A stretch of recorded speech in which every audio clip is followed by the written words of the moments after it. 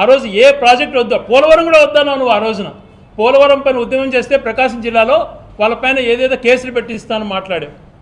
ఈరోజు రాజశేఖర రెడ్డి గారు పోలవరంకి సంబంధించి 24 అనుమతులు 23 అనుమతులు ఆయనే కంప్లీట్ చేయించి రైట్ కెనాల్ లెఫ్ట్ కెనాల్ అనేటువంటిది స్టార్ట్ చేసి స్పిల్వే స్టార్ట్ చేసినటువంటి మహనీయుడు రాజశేఖర రెడ్డి గారు.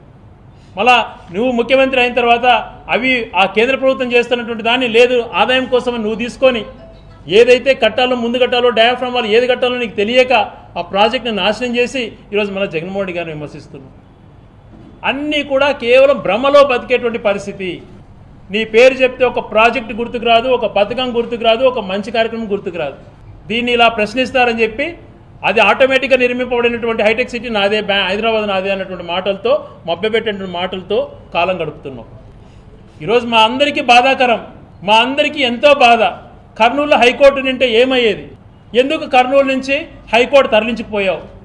ఒక ప్రిస్టేజ్గా ఉన్నటువంటి లా యూనివర్సిటీని ఇక్కడ ఎందుకు వద్దన్నావు? దీనికి సమాధానం చెప్పు. మళ్ళా